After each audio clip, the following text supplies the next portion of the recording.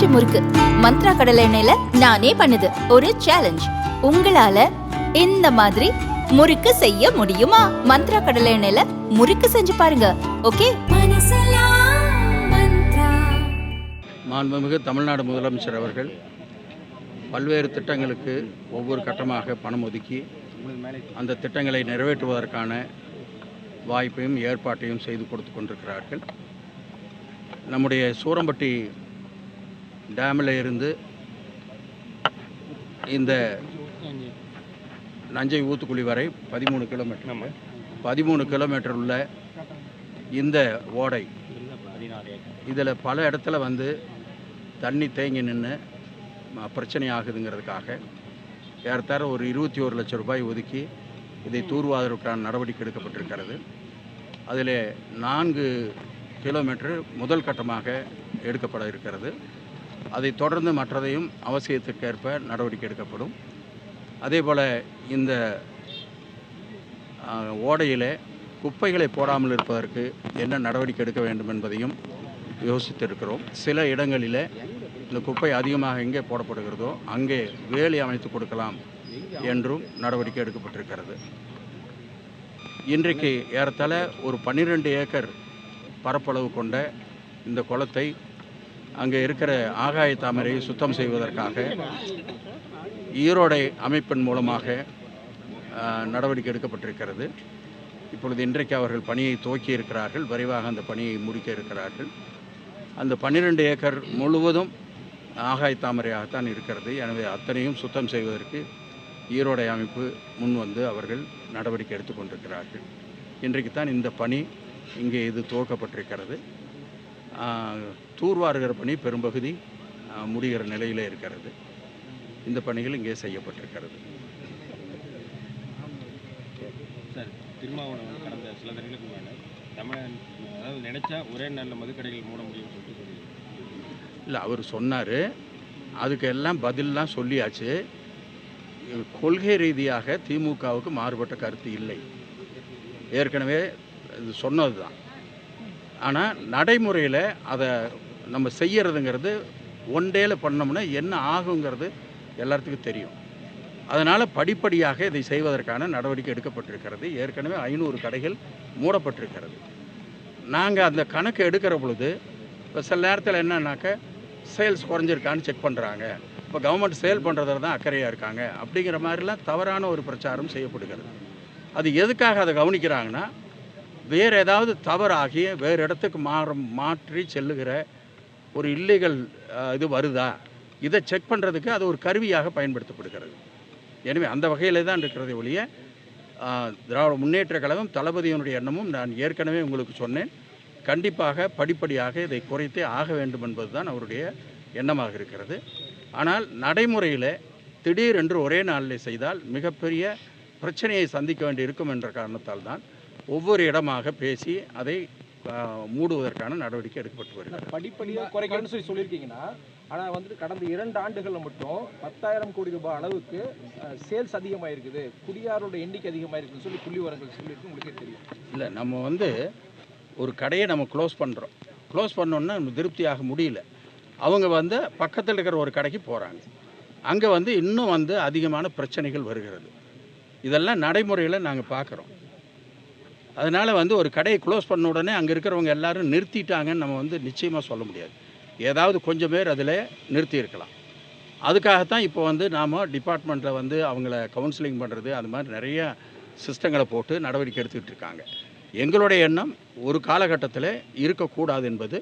இதை நடைமுறைப்படுத்துவதற்குள்ளாக மற்றவர்களை நாம் தயார் செய்து அதிலிருந்து வெளியிலே கொண்டு வருவதற்கான நடவடிக்கையும் எடுக்கப்பட வேண்டும்.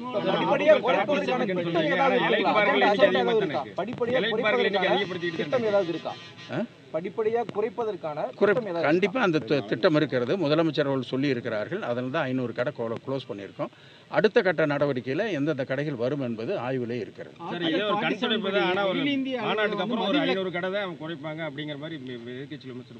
நீங்கள் எங்கெங்கே முடியுமோ அதை செய்வோங்க. ஒருவேளை அது செய்கிறதுனால வேறு தவறுகள் நடந்தால் நீங்களே அதை திருப்பி கேட்பீங்க. இங்கே தப்பு நடக்குன்னு தெரியுமில்ல, அதுக்கு முன்னாடியே ஏற்பாடு பண்ணிவிட்டு அப்புறமெல்லாம் க்ளோஸ் பண்ணியிருக்கணும்னு இப்போ கேட்பீங்க. அதனால் கவர்மெண்ட் வந்து ரொம்ப பேலன்ஸ்டாக அவங்கள வந்து நம்ம இந்த பழக்கத்திலிருந்து வெளியில் கொண்டு வரணும், அதற்கான நடவடிக்கை எடுக்கப்படுகிறது. சில கிராமங்களில் போய் பேசுகிறாங்க, போய் பேசி இந்த கடை இங்கே வேண்டாம், நீங்கள் ஊரில் இருக்கிறவங்க எல்லாத்திட்டையும் பேசுங்க, இந்த மாதிரியெல்லாம் நடவடிக்கை எடுத்துகிட்டு இருக்கோம் பல விதமாக. அதனால் வந்து இப்போ க்ளோஸ் பண்ணுறதுங்கிறது பெரிய விஷயமே இல்லை. ஆனால் க்ளோஸ் பண்ண பின்னாடி எனக்கு நடக்கிற விஷயங்கள் நம்ம எப்படி கட்டுப்பாட்டுக்கு கொண்டு வர்றது? திருமாவளவன் ஆர்டிகல் 47 படி அகில இந்திய அளவில் மது விலக்கை வலியுறுத்தணும். நம்ம கண்டிப்பாக அதை வந்து அப்போ மாநில அரசோட தீர்மானம் நிறைவேற்றி மத்திய அரசு வலியுறுத்துமா? மத்திய அரசு வந்து மது விலக்கை அகில இந்திய அளவில் கொண்டு வந்தால் மாநில அரசு மூட தயாராக இருக்குமா? மத்திய அரசு கொண்டு வந்ததுனாக்க அதை நாம் செய்வதற்கு தயாராக இருக்கிறோம். எம்பிஸ் 40 எம்பிஸ் அங்கே வலியுறுத்துவார்களா அகில இந்திய அளவில்? இல்லை, அதெல்லாம் முதல்ல கேட்டுக்கிட்டு இருக்கிறது. நம்ம வந்து இந்த மாதிரி க்ளோஸ் பண்ண இதை வச்சுக்கிட்டு இருக்கக்கூடாது அப்படிங்கிறதெல்லாம் வந்து நம்ம வந்து எலெக்ஷன்லேயே நம்ம சொல்லியிருக்கோம். தலைவர் அவர்கள் வந்த பின்னாடி ஒவ்வொரு ஆய்வுலையும் எந்தெந்த இடத்த நீங்கள் ஐடென்டிஃபை பண்ணியிருக்கீங்கன்னு எங்ககிட்ட கேட்டுக்கிட்டு இருக்காங்க.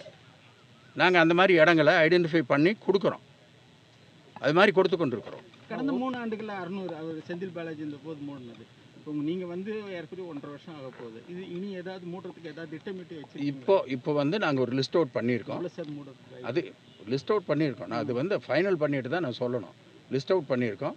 அது பண்ணும்போது அவங்க வந்து மற்ற இடத்துக்கு போய் டிஸ்டர்ப் ஆகாமல் இருக்குமாங்கிறதை செக் பண்ணிட்டு நாங்கள் பண்ணுறோம். அதிமுக ஆட்சியில் வந்து 1800 கடை நாங்கள் 10 ஆண்டுகள், அம்மா ஆட்சியில் மூடணும், அதுக்கப்புறம் இவர் ஆட்சி ஏறக்குறைய 6000 சொச்சந்து 4800 ஆயிருக்குது. ஆனால் திமுக 3 ஆண்டுகள் 500 கடை தான் மூடியிருக்காங்கன்னு அதிமுகன்னு குறை சொல்கிறாங்க. அதை பற்றி ஏங்க, நாங்கள் தான் சொல்கிறோம், அவங்க மூடும்போது 1500 கடை மூடிட்டாங்கன்னு சொல்கிறீங்கள, அப்போ அதை ஃபில்டர் பண்ணி அவங்க பண்ணிட்டாங்கன்னு வைங்க.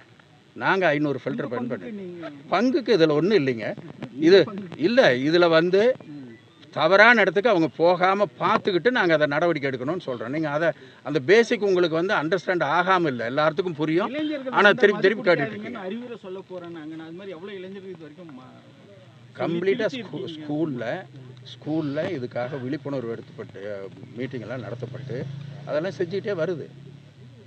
எல்லா நடவடிக்கையும் எடுத்துக்கிட்டு தான் இருக்கிறோம். டி அடிக்ஷன் சென்டர் எல்லா மாவட்டத்திலும் உருவாக்குறதுன்னு திமுக தேர்தல் வாக்குறுதி இருந்தது. எத்தனை ஓப்பன் பண்ணி? அந்த டி அடிக்ஷன் சென்டரில் பல பேர்ஸில் ஒர்க் பண்ணுற டாக்டர்ஸு அந்த நர்சஸ் கூட சேலரி சரியாக தரல, நிறைய இடத்துல அந்த டி அடிக்ஷன் சென்டர் மூடப்பட்டிருக்குன்னு தகவல் வந்துருக்கு. இல்லை, அது வந்து எனக்கு அந்த மாதிரி ஒரு கம்ப்ளைண்ட் இல்லை, நான் செக் பண்ணி பார்க்கல. மீண்டும் மனைகள் வரைமுறைப்படுத்துறதுக்கு அறிவிப்பு செய்திருக்கீங்களா? எதுங்க மனைகள் அங்கீகரிக்கப்படாத மனைகளை வரைமுறைப்படுத்துவதற்கு? இல்லை, வரைமுறைப்படுத்துவதற்கு ஏற்கனவே போதிய அளவு அறிவிப்பு ஏதாவது வந்துருக்கு? இல்லை, போதிய அளவு அவகாசம் கொடுத்தாச்சு. இப்போ மறுபடியும் அவங்க வேணுமா இருந்ததுனாக்கா இன்னொரு அவகாசம் கூட கொடுக்கலாம். ஆனால் இது கொடுத்துக்கிட்டே இருக்கிறது வந்து சிரமமாக இருக்குது. அறிவிப்பு வரல. இப்போ அவங்களுக்கு இருக்கிற டைம் வந்து அநேகமாக இன்னும் 1 மாதமோ 2 மாதமோ இருக்குதுன்னு நினைக்கிறேன். சென்னையில் விற்கப்படாத கட்டிடங்கள் இங்கே ஹவுசிங் போர்டு பல கட்டிடங்கள் இருக்குது.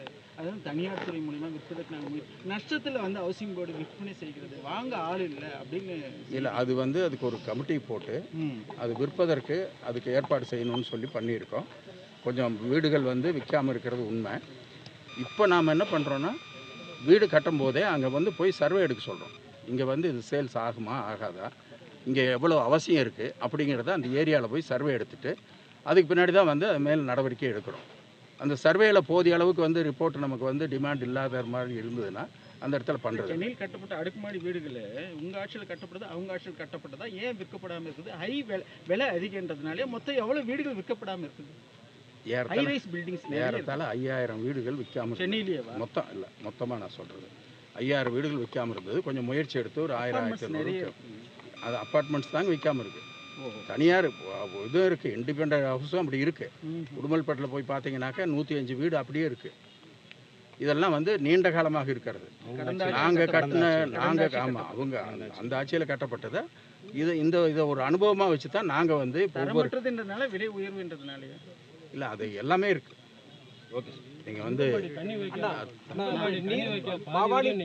பவானி பாசன கால்வாயில் தண்ணீர் திருட்டு நடக்குது அப்படின்னு சொல்லி எல்லாம் கம்ப்ளைண்ட் வந்திருக்கு. அதிகாரிகள் நடவடிக்கை எடுத்துட்டு இருக்காங்க. அது ஏதாவது தொடர்ச்சியான நடவடிக்கை இருக்குங்களா? இல்லை, எல்பிபி இல்லையா? எல்பிபி இல்லை. அதாவது திருட்டுத்தனமாக எடுப்பதை, அது மாதிரி இண்டஸ்ட்ரிக்காக இது மாதிரி எடுக்கிறத கண்டிப்பாக கடுமையான நடவடிக்கை எடுத்து அதை தடுப்பதற்கான நடவடிக்கை எடுக்கப்படும். தண்ணீர் வந்து போதிய அளவுக்கு விட்டுருக்கு. ஆனால் மழையே இல்லாத காரணத்தால் அந்த கடமடைக்கு சில இடத்துல கொண்டு போகிறது சிரமமாக இருக்குது. அதை வந்து அதிகாரிகள் தினந்தோறும் காலையிலிருந்து நைட்டு வரலாம் அதே வேலையை தான் பார்த்துட்டு இருக்காங்க. அது அந்த மாதிரி நடவடிக்கை. ஆனால் இன்றைக்கி அமைச்சரவையில் மாற்றம் இருக்கும் அப்படின்னு சொல்லி தளபதி சொல்லியிருக்காரு. நீங்கள் அதை எப்படி பார்க்குறீங்க? குறிப்பாக வந்து உதயநிதி ஸ்டாலின் துணை முதலமைச்சர் ஆவதுக்கான அந்த ஒரு ஏமாற்றம் இருக்காது அப்படின்னு சொல்லியிருக்காரு. தலைவர் சொல்லிட்டார்ல. இல்லை, நீங்கள் என்ன சொல்கிறீங்க? அதுக்கான உங்களுடைய கருத்து. ஏங்க, இது வந்து இந்த கட்சியினுடைய தலைவர், அவர் எங்கள் இதனுடைய முதலமைச்சர், அவர் சொல்கிறது தான் 100% எல்லாரும் வழிமொழிகிறோம். ஆமாம், அதனால தலைவர் என்ன சொல்கிறாரோ அதுதான். சின்ன ஈரோடு மாவட்டத்தில் போட்டியிடுன்னு சொல்லி அவர்கள் துணை முதல்வர் அறிவிக்க எல்லாரும் கேட்டுருக்காங்க, சொல்லிட்டு இருக்காங்க. அமைச்சரவையில் மூத்த அமைச்சர்கள்லாம் இருக்காங்க, அனுபவம் சார்ந்து அதிகமாக இருக்காங்க. அதெல்லாம் கட்சியில் எடுக்கிற முடிவுங்க, எங்கள் எம்எல்ஏஸ் கூடி எடுக்கிற முடிவு. அதனால் வந்து அதில் என்ன முடிவு கட்சியும் எம்எல்ஏஸும் எடுக்கிறாங்களோ அதுதான் முடிவு. அதுக்கு வந்து வேற என்ன மாறுபட்ட கருத்து யாரும் சொல்ல முடியாது. உதயநிதி ஸ்டாலின் அவர்கள் ஈரோடு மாவட்டத்தில் வந்து போட்டியிடணும் அப்படின்னு சொல்லி பல்வேறு மாவட்டங்கள் தீர்மானம் நிறைவேற்றிருக்கிறாங்க. நம்ம மாவட்டத்தில் இன்னும் நான் அன்னைக்கு ஒரு தீர்மானம் நிறைவேற்றிட்டேன்.